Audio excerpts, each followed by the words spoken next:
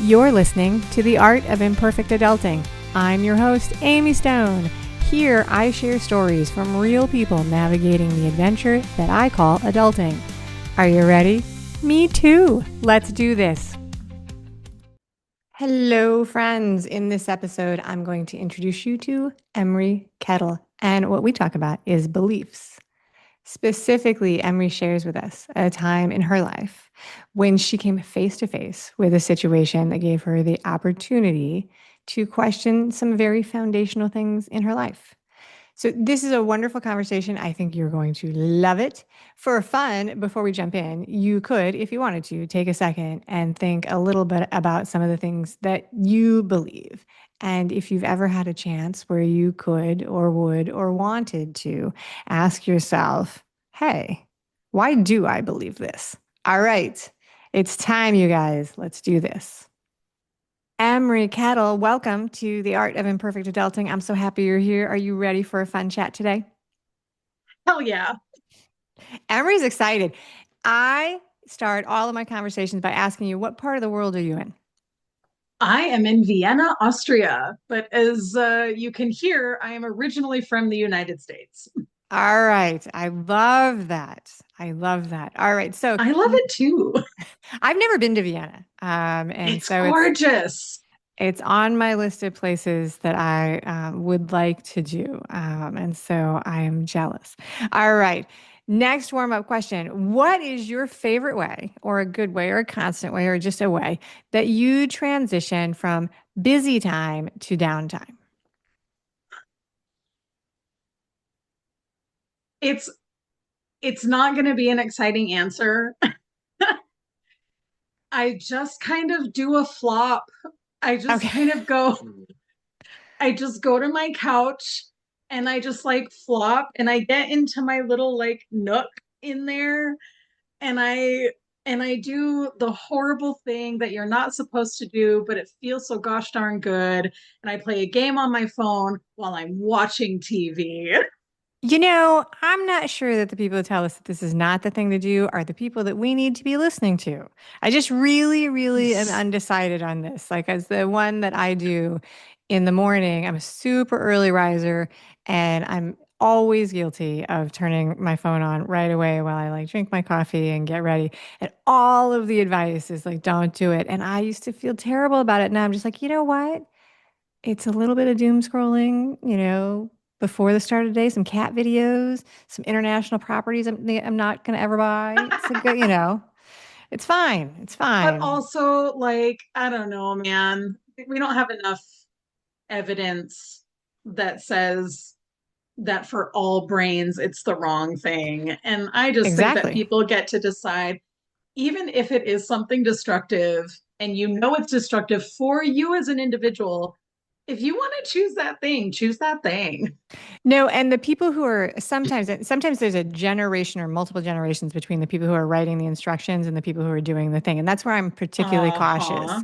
particularly cautious that they would have Yes. any idea what they're talking about. But when, so I don't know if kids still play Minecraft, but like, so the whole screen Oh, time thing, yes. do they? Oh, they Okay. do. Oh, and Roblox. And Roblox is Roblox, like right. major right now. And so one of the things when one of my kids was super into Minecraft and Pokemon Go and all of these things, one of the engineers in my family and I was like, oh, I might limit it. And they just sat down and listed all the positive things that come from it. They're like, listen, this is not, this may not be as destructive as you think it is.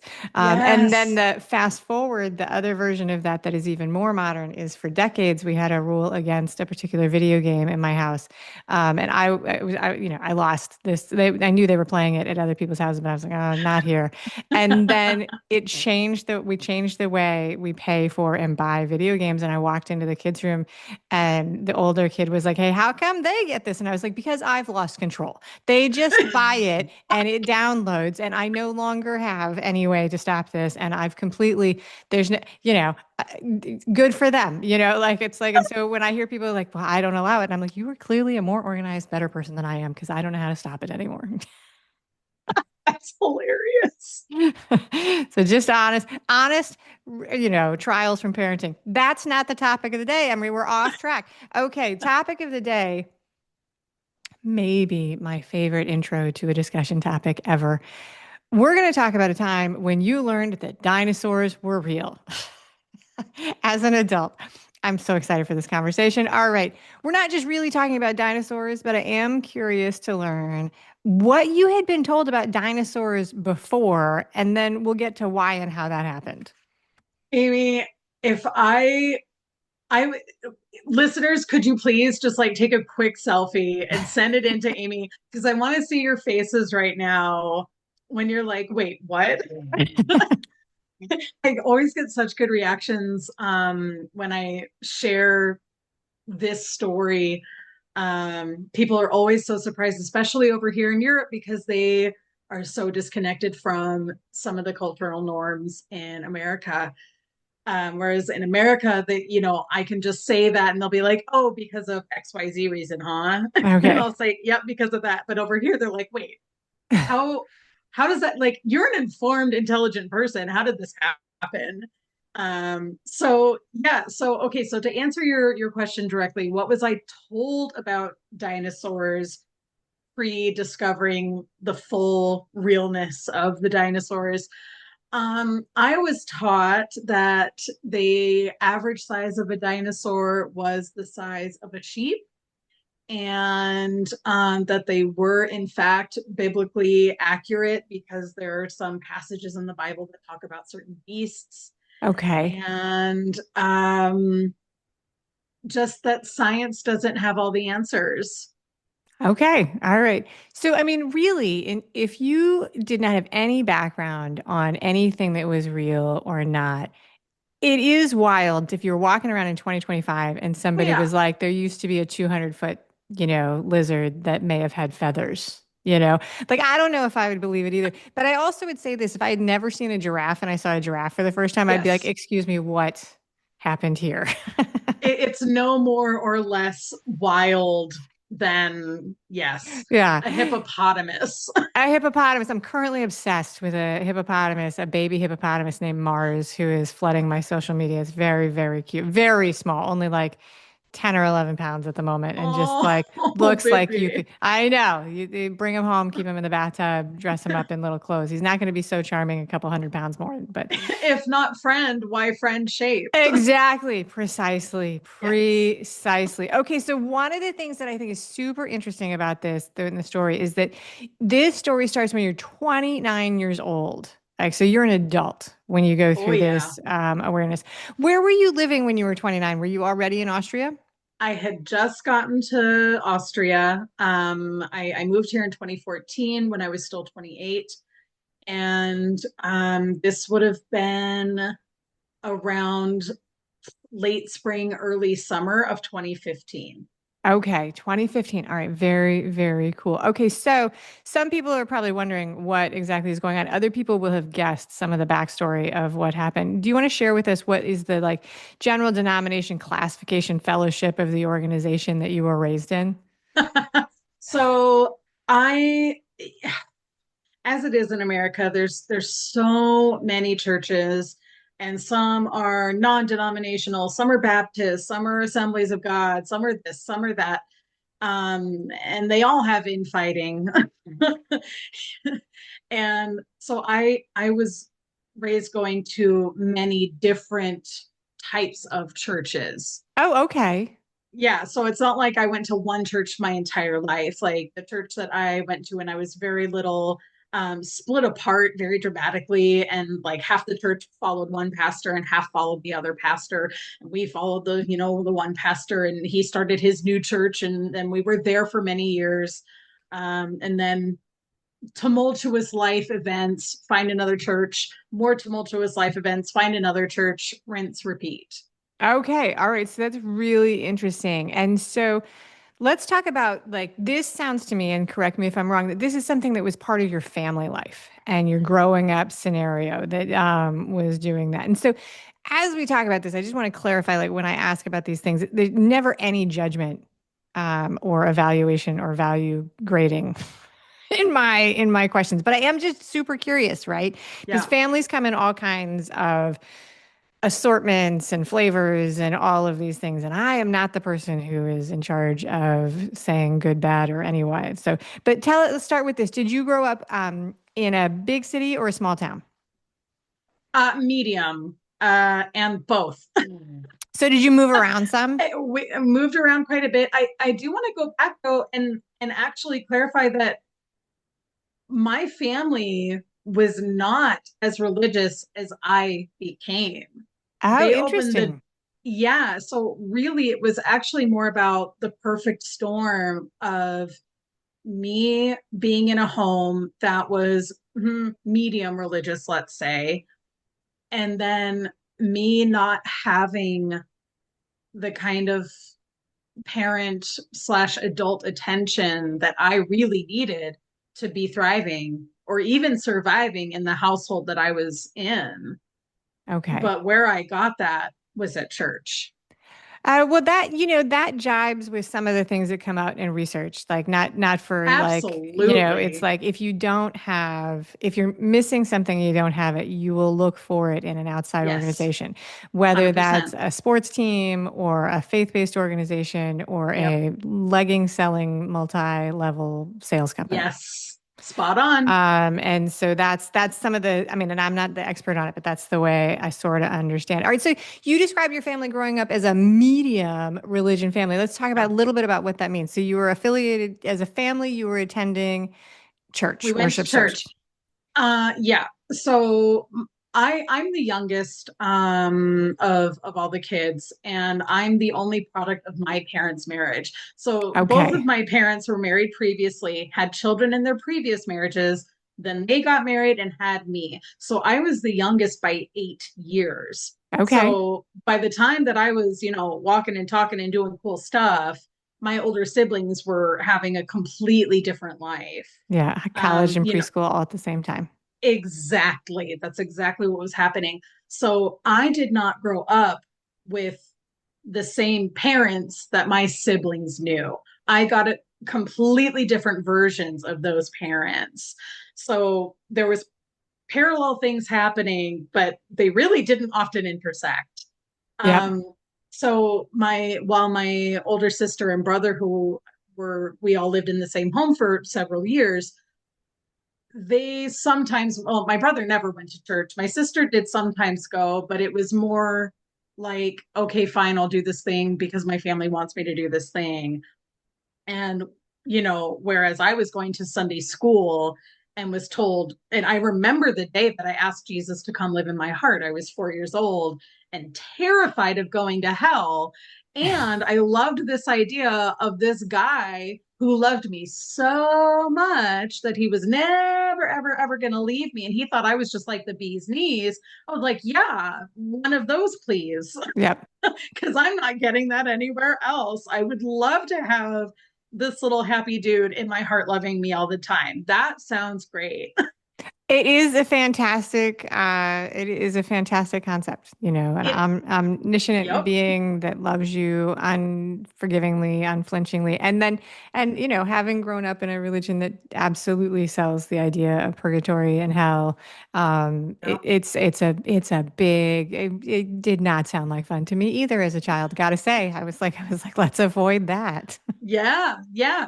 And so, what's happening in Sunday school can also be very different than what's happening in the home. Yeah. They're doing intentional teaching in that Sunday school classroom, and what your parents are taking away from their sermon and what they're willing to apply in their own lives might be very different than what you're getting as a child. And that was certainly the case for me.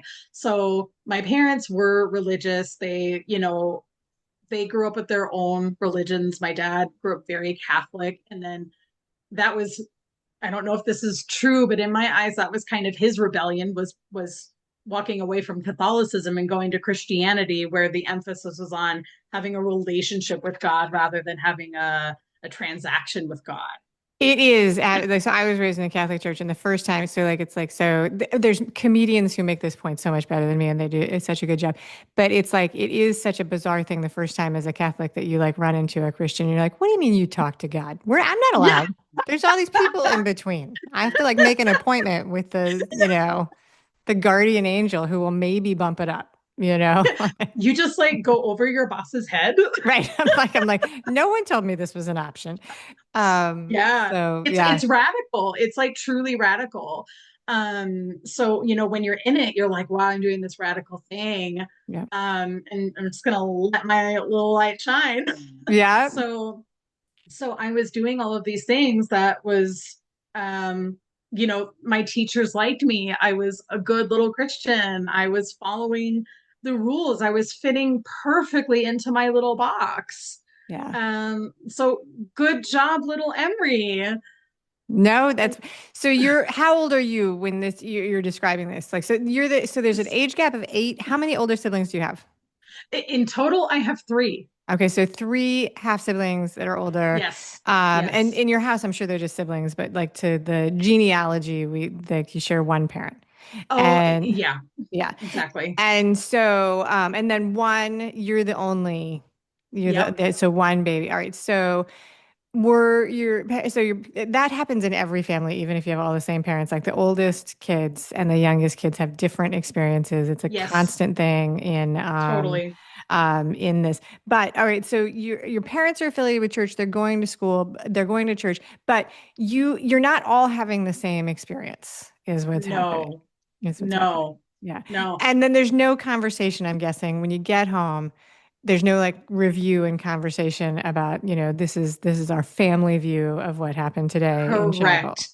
My family was in constant crisis. So the Okay. conversations were never around our feelings and our faith. It was about, are we scared today of this person in our home? Are we not scared today? Or, this person's having a bad attitude and it's harming everybody. And so my parents' marriage was incredibly toxic.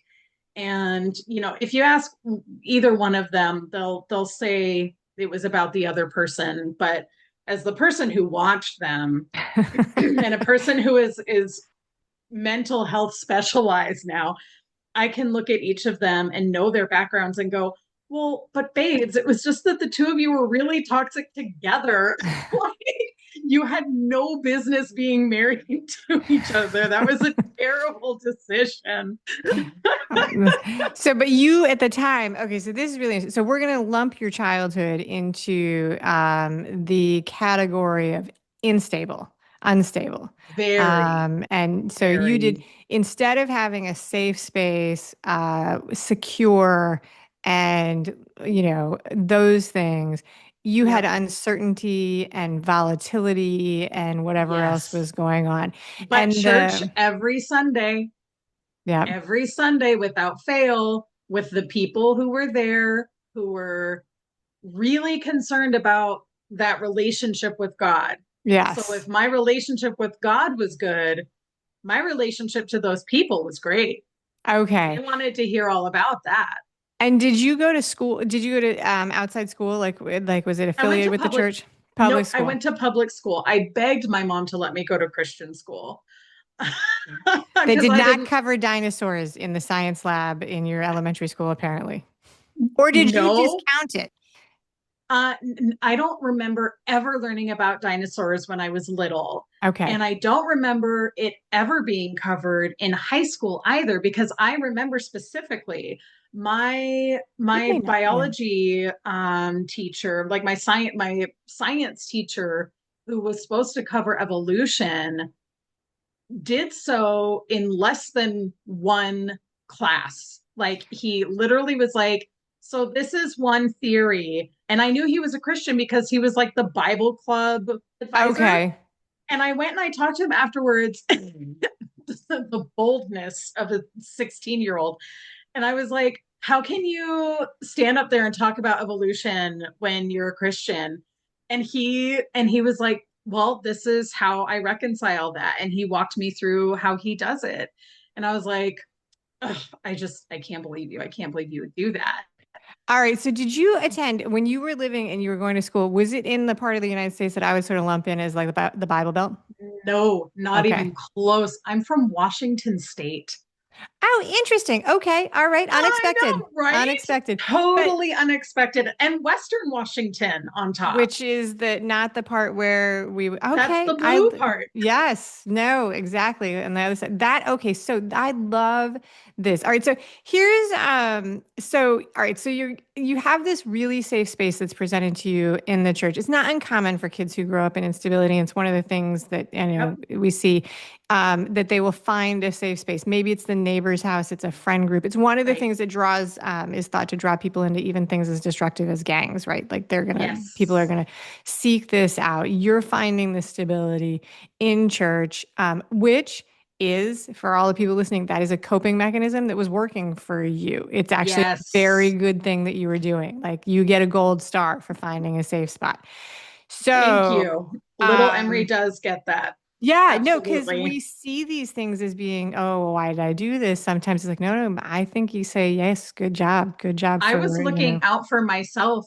when nobody else was. I yeah, was taking care of me with the resources that I had. I did great for me. Yeah. So now here's, I absolutely understand the whole reality of like when you hear a message that, and it's the only one you get, right? It's the only Yes. one you get. Yep. That's like normal, right? That's Oh, normal. yeah. You don't question it. Like you don't question. Yep.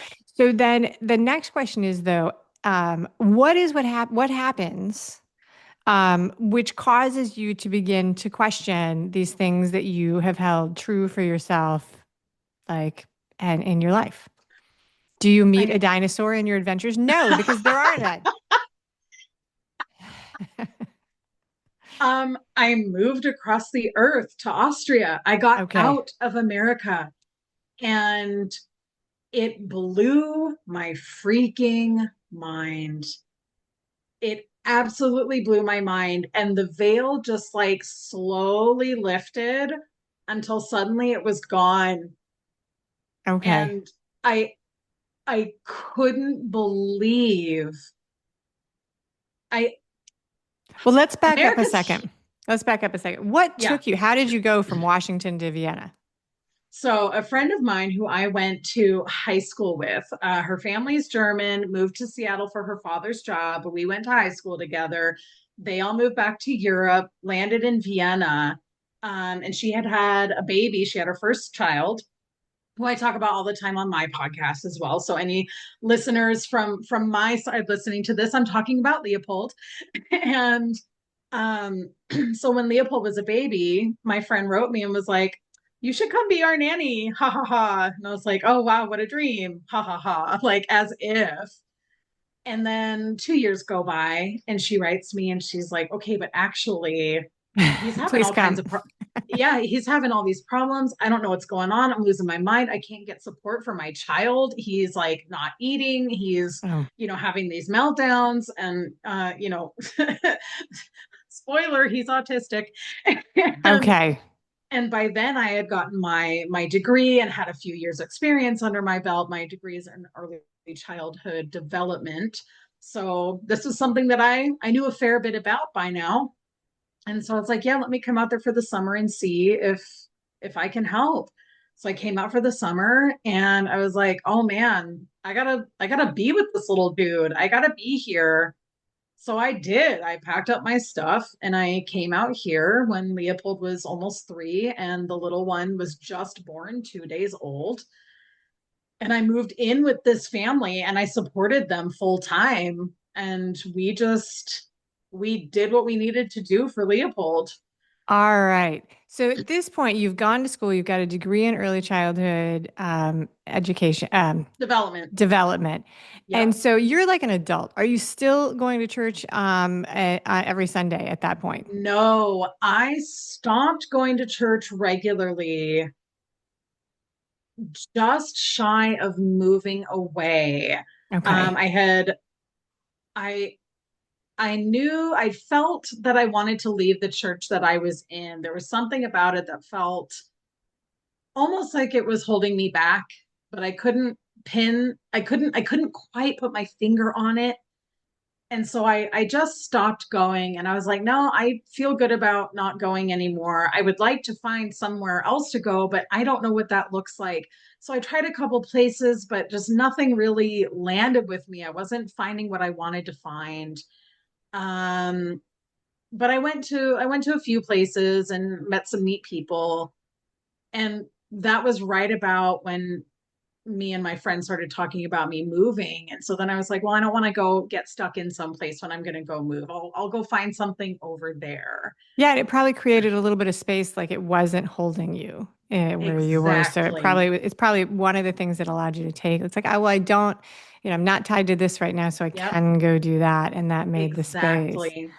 All right, Yeah. so you get on the airplane to Vienna. You are not met at the gate by a brontosaurus, which I don't even think they're called brontosauruses anymore, but which is one of the craziest things about dinosaurs in my life is that like I was taught a name for the dinosaurs, and then my stepchildren had different names for some of the dinosaurs, and I was like, how did that happen? And then the next round of kids, still other names for the dinosaurs, and I was like, somebody please explain to me. And then somebody did tell me they were like, this is why they changed, and I was like, because I can't keep up, and I feel like when something's been dead for millions of years, it should have the same name. Feels like this Amy, should be. listen, I maintain Pluto has always been and will always be a planet, and that will never change. They can call it whatever they They can want. call it whatever they want. It's way out there, and I'm probably never going to go see it. So that's very good. So I think that a lot of adults definitely go through a part of an experience where you look back at a piece of your childhood and you realize that it's in a different light. So Oh, for yeah. some people, this is going back to a classroom that you were in as a kid, and you're like, wow, those are little chairs. Like I can't even imagine I was in there, right? Or you go to a place that seemed magical and you're like, this is just a gas station. I don't know why I was so, like why was I obsessed with this, right? So, but I have never, I I don't was think, obsessed with the gas station when I was a kid, too. My whole family was. We would like stop there and get little snacks. yes, no, that is, It was the place. It was magical. Oh, what was it called? It had a specific name. yeah. Darn, I And can't then you go remember, but back later and you're like, there's nothing special about this. And I don't know what my deal was. Yeah. No, I I can think, see yeah. it in my head though. There's a place in a mall that we took all of our kids when they were little, and they absolutely loved it. And they go back as adults, and they're like, "Why were we obsessed with this?" And I wish I could tell you, like like never made any sense to me at the time. I was just trying to get some downtime. But okay, but I have not actually experienced what the type of sort of veiling and awakening that you went through. So you get to Vienna and you say the veil began to lift, which is one of the ways we talk about becoming aware of something that you haven't been Yeah. aware of. What was going on that allowed this to sort of begin to shift for you? You have the big change, which is location. You're in a totally different place without any Yes. ties. What else was going on that allowed you to see it? And when did that become like the awareness of, oh, indoctrination? So I would say I still had some connections to some churchy stuff, or at least churchy people after I moved here. And I remember thinking that I wanted to find some kind of a church over here. And then I realized that there really aren't any. It's either like Catholicism or it's the missionaries who came over here. Okay. um, and that didn't sit right with me because I was like, I don't, that's uncomfortable. Why would somebody come over here and do that? Oh, Um, okay. and Interesting. when, if you had asked me at 16 what I was going to be a missionary. Yeah. But by now I had already kind of started to realize, well, these people are just living their lives. Like, what's wrong with that? And I didn't like that it was these Americans feeling entitled to come over here and take over. Okay. So I was learning about the predominant beliefs about Americans from Europeans, and I it caused me to see not just myself but my entire country in a new light. And I realized the way that people thought of us. This is in 2014. Yeah. So post Bush, during Obama, when Yeah. people were like, yeah, we'll tolerate it. Yeah, I mean, many people listening will have gone through a similar experience. Like, Oh, I mean, yes. the United States is a huge country. There are lots of huge countries, but you can be really insulated to like that. And it is an Very. eye-opening experience to be somewhere where you're We surrounded by people who have completely different precepts. Yeah. we have two neighbors in the United States of America. We have Yeah. two neighbors, and that's Yeah. it. Over here, you throw a rock in any direction and you hit another country. Yep. Yep. So that was happening, and at the same time, I met my well now ex-husband actually, and I remember I said to him, so we had been dating a few months and things were going really well. And I have to say, like, despite the fact that we are now divorcing, like, there were things that happened in that relationship that were incredibly beautiful and that I will treasure in my heart for the rest of my days. And one of them is I said to him, because I was coming to like this moment where I guess you could call it the crisis of faith. And I Okay. was going, what do I really believe anymore? I haven't been to church in like a year and a half by now, but I don't, I still love the idea of being close to God and close to Jesus because that matters to me. But what is the freaking deal? Like, there's something weird. And I said to him, you know, how do you feel about no sex before marriage? All right. And his response was, if that's what you need for your spiritual journey, then I support you. When I tell you that no Christian man has ever said that to me, Right. his response was so beautiful and it caught me so off guard that it made me take a step back and look at it as a spiritual journey, not just a Christian command.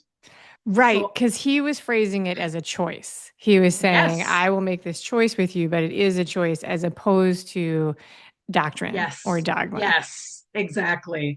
That's So I went interesting. to very so I went to a friend of mine who was in her own church, very involved, and I said, hey, let's talk about this sex before marriage thing, because I don't want to be like splitting hairs about the letter of the law versus the spirit of the law, like what's going on. And she goes, you know what, I also don't know, let's go both do our research. So I went and did some research, and she went and did some research, and I read parts of the Bible that I had never looked at before. And by the end of it, I went, this is disgusting. I don't want anything to do with this. I hate this and I'm furious. And the That is true. dinosaurs still came later. That was just like phase one, was All me right. realizing that if a woman was SA'd, Right. that she could either be purchased by the man who did it and now he owned her and it was fine, or she would be put to death outside the city gates, Yeah. which was like huge shame, right? Like Yeah. the worst thing you could do to somebody back then. So, well, not the worst, but you know what I mean. No, but An historian could listen to this and come up with eight other examples of things that would be worse, but that's, for a woman, that was pretty bad. right. And these are the things that people fight about. Like people fight about how these documents are interpreted, where they came from, what they mean, all of those Yep. things. But I think Yeah. what's really interesting about this conversation, and I'm not an expert on this to be sure, but I like read it and read things about it, and I think it's really interesting. It's one of the modern conversations is, where do beliefs come from and how do you change some how can you Mhm. change somebody's beliefs or how do beliefs change, right? And one of the ideas is that for individuals, when we have a belief, which is just something that we believe, like when you believe something, you believe it. I like chocolate. Yeah. I believe that. I'm not spending any time worrying about whether or not it's true, right? So, what happens, some of the research says, is that what happens to cause you to change it is that you are confronted by something that forces you to ask the question. And that sounds like Yes. that's what it was. You were like, fine, I'll read the Bible that people have been teaching me from and see Yeah. what it says. And when you did, you were like, I'm not sure I knew this is what was in here. Exactly. That's Yeah. exactly what happened. So I remember saying very specifically, even if the the doctrine is real, even if Jesus was the Son of God who died on the cross for our sins, and me rejecting him means I go to hell. This is so no longer in line with my values that I don't want any part of that, and I don't care. You joined the I Don't Care Club. You were an early member. The you were an early member. All right, for this process, so this starts with the Bible. This is you questioning the, truths that you had been believing since you were young, Yeah. the community that had been very safe for you as a child and Yes. as a teenager. Yeah. This included the reality of dinosaurs, but it's more. This builds up to you coming to realizations about your values and your basic identity as a person. That's a Yes. lot of discovery. That's a lot of discovery. How rapidly did this starts when you're 29? How rapidly does this transition happen? Does this It was transformation? boom, boom, boom, boom, boom. So from that moment of me saying, "Oh, screw this. I don't want any part of this," it was months. It was a matter of months that I figured out I am not straight. No way, no how. I am not a cis woman. I am in fact non-binary. As my microphone was lit up with the non-binary colors, that was great timing. Yeah, so figuring out my sexual identity, my gender identity. Well, I started dabbling in the idea of non-binariness. That didn't come until later that I really figured it out. But just starting to figure out that it was even a thing that existed, that Right. queerness existed and was okay and was safe and was celebrated even in some places. Yeah. Um, so all of this learning was just trickling constantly. So, is it time? Should I share the day I figured out dinosaurs were real? Yeah, let's do it. Okay. I was sitting on bed. So by now, my ex-husband and I were living together as partners, not yet married. And I we were sitting on in the bed, and I was scrolling through Facebook back when Facebook was still cool. And so, only a few years ago, but here we are. and, and somebody had posted a meme that was like, if you think that penguins waddled up from the Arctic to the Middle East to get on an ark, and I don't remember exactly what it said, but it was like, you're not using your critical thinking skills very well. And I went, well, nobody ever pointed that to me. What? And it blew my mind. It absolutely blew my mind. And there was one other meme that had like, it was like a chart of a bunch of different religions and the kinds of parallel Jesus stories they had and when they were. Yeah. And one of the things that my ex is absolutely incredible at is history and religions and politics. Nobody knows more than this man about these topics. So I looked at him and I was like, "Hey, have you heard of this religion?" And he was like, "Yeah, sure. Why? What do you want to know?" And I was like, "Do they have like a Jesus story?" And he was like, "Oh, yeah, it's like this and this and this." And we kind of went through it. And I sat back and I went, "So it's not real." Yeah. And he just kind of went quiet. And I looked at him and I was like, "It's not real, is it?" And he was like, "No, honey, it's not." And I sat there and I went through. Do you know the game Plinko Yeah. from The Price Yeah. is Right? Where And you know how they the pieces yes, chinkle down through the between the metal yeah, barriers and they go ping, ping, ping, ping, ping. ping, That's ping, what, ping, yeah. ping, ping, ping, ping. Yeah. That's exactly what happened in my brain. And it was like all of these different pieces of information started cross-referencing with each other. And if this one is true, then this one isn't true. And if that's Yeah. not true, then this other thing isn't true. And if that's not true, then this is true. And I went, dinosaurs are real. Yeah. And And he it's goes, yeah. And I said, fine. We take me think to the so. museum right now. And we went to the Museum of Natural History and I sobbed. I cried and I cried and I cried. So, so pragmatic question about your childhood. had you been in a spot where you had seen like where you had gone to a museum and seen the reconstructed fossils of like a big dinosaur or anything, or had it just never happened? If I did, it was pre-memory. And you didn't, okay. Because because that's like, it's like, well, it's hard for people to sort of, if you've never been through it, it's hard for people to maybe Yeah. conceptualize. But when you believe something and you just believe it, you're not questioning the other things. It really is true that you just don't take in any information around. Like it just doesn't penetrate. And so that's how, it's like, and then if you question it, it opens the gateway and Huh. then you can see it, Yeah. right?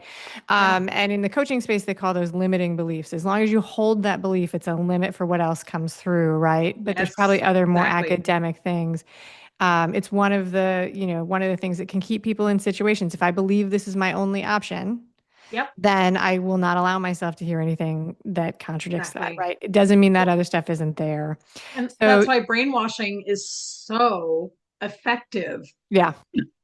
And It we do it all the time in small ways because it is, or we probably do like, so there is that kind of thing. And when we talk about something being real, it's a really interesting thing. There are millions of people all around the globe who believe a variety of different things.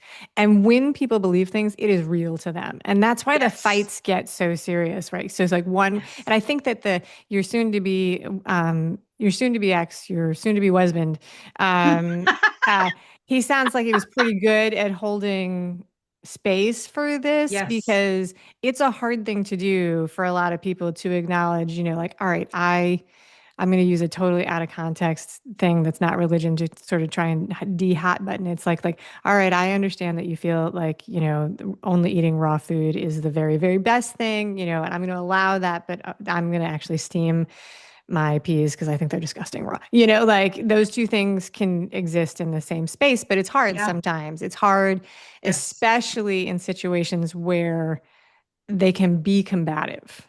Yes. But I wanted to give acknowledgement to the fact that it's like, one person can believe something and it's true to them. It's Yeah. absolutely true to them. And another person's like, I do not know why you would ever entertain that. And both of those things can happen in the same time. Uh, Always. so, all right. So, how did it feel when you were going through this awakening? Like, did it feel like I mean, this is a major amount of questioning. It sounds to me like there's a potential. Did it feel freeing or was it scary as crap? I felt very betrayed. Okay. It was incredibly freeing because it was like the world was suddenly my oyster and I got to find myself and I felt like I was getting a second chance at life. But I felt so betrayed because now looking back at the way that I had been treated over the years, um, and there's so much nuance here, and I do want to say that I do not believe that everybody who is in a position of leadership in a church is there because they're trying to scam somebody. I think that there are some doing that, your Joel Austins and the like. But for the most part, when you're in a small church environment, the people who are there are very, very earnest. Yeah. And I still believe with all my heart that they were doing everything they were doing with that earnest. And I'm furious that they were given the power over me to cause this harm. Yeah. Yeah. So there's a marketer whose name is Seth Godin. He wrote a book. I think it's called like all marketers are liars is the name of the book he wrote. And Ooh, in it he talks about he raises a thing. He's like, if you believe something is true and you're telling somebody else, you don't in your mind you're not lying. Right? Like so it's yes, true for you. And so exactly. there is the chance, for people like you're saying, there scammers are a real thing. Like that's definitely a thing that exists in humanity. But there are also people who are out there dispelling their version of the gospel, and Yeah, whatever it might be, because they're true believers, and yeah, that's there. But you were looking back as an adult and thinking, I was a child and I wish what yes. I needed was a different kind of result. Okay, so a lot changes for you. A lot changes you very, very fast. We've talked about some things that you've gained. You live in a new country. You've gone through self-discovery and exploration and growth. Yep. But as a part of that, did you have to give up some things? Are there some things that you maybe Uh, lost, like relationships and community and so many. So at the same time that all of this was happening, I was experiencing an entire social awakening and a social justice awakening. I started learning about queerness now that I was one. Had always been one and didn't know it, and then it's so funny because you have all these, and every queer person has their stories of, oh, I should have known the signs were really there.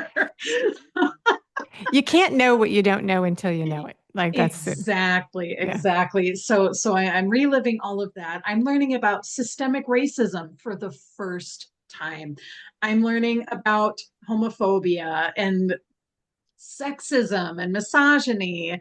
I'm learning all of these systems that I had already experienced but couldn't name, or had experienced but Christianity taught me, well, they just need Jesus in their life, or this is just a test, Yep. things that Christianity had an answer for, but were in fact just real systems existing in the world that I was moving through and brushing up against or participating in Yeah. and not even knowing it.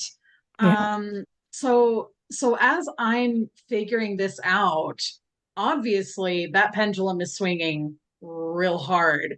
And now I'm pissed. Now I have this like righteous anger that I Which had been complicit in white supremacist colonization religion. Like I was livid and I was so angry, and how dare these people be part of this, and I figured it out, so why can't they? right, And you're the new vegetarian in the room. exactly. And that lasted for like a good 2 years, but it was a necessary part of the growth. I look back on the person I was for those 2 years, and I kind of chuckle. And sometimes I really cringe. But it was a necessary part of that growth. I needed the pendulum to swing that hard. I needed to have that hard stop. I needed to get all of that pendulum space away from the systems that had been harming me. So as that pendulum swung, naturally a lot of people got cut out. And again, the age of Facebook, so all of the church elders that were friends with me on Facebook, and I just, I would post something that would be pretty inflammatory, even if I would still agree with it now. Things that were just more leftist, and I would post them and be like, "Hey, why are you okay with this?" Yeah. And I just unleashed my anger, which is very cathartic. Not maybe not necessarily helpful, but whatever. I'm not here to judge my own journey. Like, Yeah. look what I came from. So yeah, a lot of people were lost in the great unfriending of 2017. You didn't even have a name for the movement.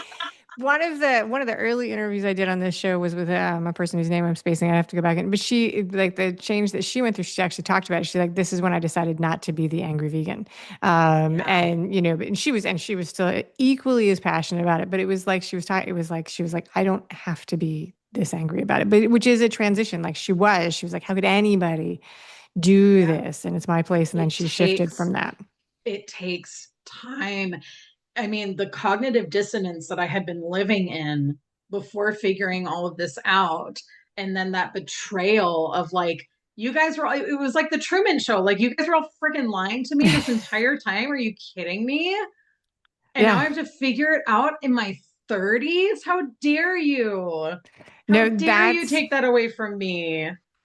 that is a lot. That is a Yeah, lot. All right. So I appreciate you being honest with that, because there is, with any big change, there is, you gain, but you also sometimes give up things. always. Um, Absolutely. All right. So in a minute, we're going to do the final questions, even though I could continue to talk to you about the dinosaurs all day long. But I want to give you a chance to talk to people about what you do and who you help Yeah. and how you want them to follow up with you after they hear the show. Heck yeah. So one of the things that I realized coming out of this was the need for me to figure out my own values. Yeah. And that's been the heart of things for me the whole time anyways. Back when I was a Christian, it was still about values. I cared about people and I wanted to connect to people. It's just that the religion was the path to do that for me because that was the tool, that was the system of tools that I Yeah. had. And one of the things that organized religion does that I don't think anybody will object with, I think it's just a thing that everybody agrees on. They define the values for you. You just like Oh accept, yes. you just accept the slate. And so, Yes, yeah. Yeah. makes life much easier actually if somebody else is like, well, just do this thing. Right. Okay, well fine, you've put it all out there for me. i Yep. can i can follow a recipe. Right. I can't cook a cake, I can't bake a cake from scratch. So I've been working with kids since I was a teenager in various capacities, and I'm talking various from, being the neighborhood babysitter to learning lesson planning in a preschool to working in a camp for children in the foster care system and having the intensive training that goes with that. So I was already doing all of those things. And I already knew that I wanted to be working with kids and families. But then it took on this new form where I realized I wasn't doing um, it with that feeling in my heart of I want them to get closer to God eventually, which I never was trying to force anybody to do that in my work anyways, but it was something that I held in my heart. And now I was realizing that there's a lot of families who are not religious at all, which I now very much support. But because they don't have that predetermined value system, it's left quite the vacuum. Yeah. And especially then when you layer in generational issues, if I'm talking about my own generation, which is millennials, most of us were raised by boomers who we go, well, I don't want to raise my kids that way, Yeah. but I don't have any, who's going to teach me the tools to do that? I just know that I don't want to not have space for my kids' emotions. Well, how do you have space for your kids' emotions? Somebody has to teach you how to do that. So I wrote the Defining Your Parenting Values Guide. And in the first part of the guide, I break down for parents, first of all, what is a value? Like, very Yeah. specifically, what is a value? And how does a value differ from your preferences, your boundaries, and your rules? Because on its face, all of those things are very, very similar and they do intersect constantly, but they are very different things. And once you have the clarity on each of those pieces, when you figure out what your values are, how you want it to show up in your parenting, how you want it to affect your kids, what you want your relationship with your kids to look like tomorrow, in 10 years, in 30 years. Now we're talking about getting all the good stuff. Yeah. We're talking about, I love to use this situation. Anybody who's been to one of my webinars has heard me say this scenario a million times before. So that when your kids are sick, dinner's about to burn in the oven, Amazon rings the doorbell, and the dogs lose their minds, you already know how you're going to respond. Right. You've run the scenario, you're ready, you know what your priorities are. So in those sticky moments, you're good to go. Yeah. And that's what I want to give parents. That's, so this guide is one of the many things that I have done. And I have other ways that folks can work with me. But for your listeners, I wanted to share the gift of defined values. I think that's great. I think that, and you grew up in a blended family. So I think that doing the work of having the conversation, because one of the things that happens at transition points in families and with changes is that it becomes a melting pot of origin stories. And we are I think we are prone to read situations and think that everybody has the same background that we do. And so therefore they're operating from the same starting point we are, but that's usually not true. And so this is the work of sitting down and saying, what do we believe and what do we want to do? Yes. And so it's not, yeah, so I think that's great. I think it's a wonderful thing. Defining your parent values guide. It's normally for sale for €19, which people can do their own conversions wherever they're listening. 50% off for the listeners. Use the code imperfect. There's a link in the show notes, wherever you're listening or watching. And the easiest way to get these links is always to be a subscriber to the Imperfect Adulting email list, because then it comes into your email box and you can click on it and you can get all the offers from all the guests all at the same time. Easy peasy, lemon squeezy. Thank you very much for that very, very generous offer, Emry. I appreciate it. Thank Are you for you helping me spread the values love. are you ready for the final three questions? I'm I am Did you study? shaking with anticipation. I couldn't study because I don't they change. So They do I'm a little change. nervous, but I'm I know. excited. It's a good nervous. I do. I like people tell me that they get nervous, and I'm like, these are just fun. What's the most recent thing that you took a picture of? I'm sure it was of my dog. He has There the you go. fluffiest tail. Very good. There you go. No, I love it. All right. Always. All right. Today in 2025, some super wealthy people are taking very short trips into space for fun. If you were offered a free seat on one of these trips, would you go? Oh, that is a brutal question because, on principle, because of the people who are running those organizations, God, no. But who in their right mind would turn down the opportunity to see space? That There you is go. bonkers. So if somebody gives me that coupon, you know what? I'm gonna cash that in. All right. I love it. I love it. Yes, no, exactly. All right. Now, this one is because you were based in Austria. I feel like this is a required question, and I would be smited if I did not ask it. Have you seen and do you enjoy the old movie, The Sound of On Music? the music. I knew it. Um, do we have time for a funny little anecdote? Of course. Okay, so the first time I saw The Sound of Music was when I was like a very young teenager, like 13, 14, and they were playing it on whatever channel, TNT. So Yeah. there were commercials, and it had just gotten to the part where Maria runs away or something, like she leaves the house. And then my mom, who was watching it with me, goes, "All right, well, that's the end of the movie." And I'm going, "What? No, that can't be the end of the movie." I lost my absolute mind. I was so upset, and I was like, "No, you must be joking me." And so I kept waiting and watching every single commercial, waiting for it to come back on. And I was so happy when it came back on. And my mother was very pleased with herself for her little prank. I have seen the movie. I did enjoy it. People out here only know about it because of the tourism it brought. I that doesn't surprise me at all because it was a US movie. That is so funny. The old movies are so much longer than the new movies. And if you watch them with commercials, like the Sound of Music on commercials on like AMC or TNT must have been like 11 hours. For hours. It would have just been, it would have just, so that one's very long. Mary Poppins is another very long movie. Oh I yeah. remember my kids watching it and I'd be like, oh my God, is this still on? Like, has this, what has happened? Like, like we need to go to soccer practice. Like, What's the Gone with the Wind? Gone with the Gone Wind. with I the haven't Wind seen was that it in a was long another time. one.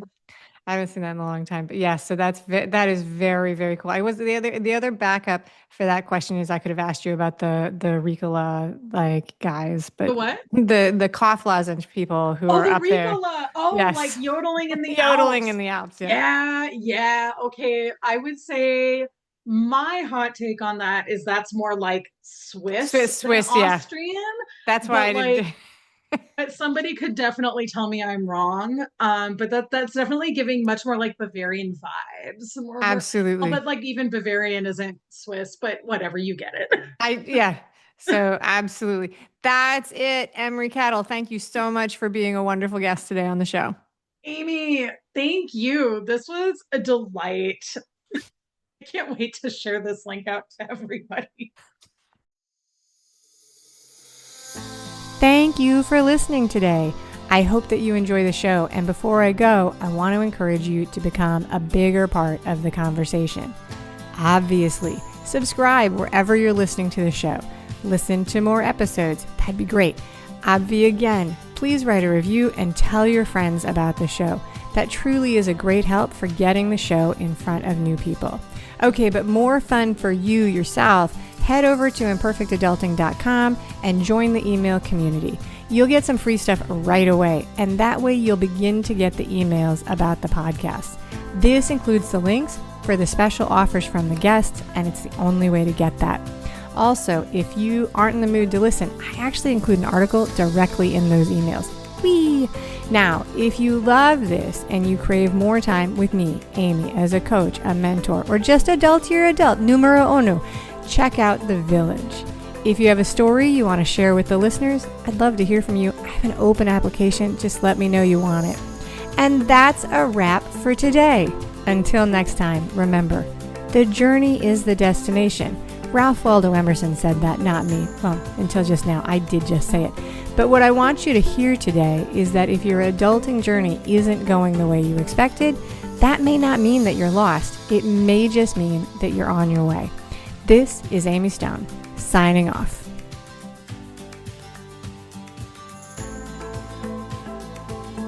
The Imperfect Adulting podcast is created and produced by Amy Stone and Amy Says So.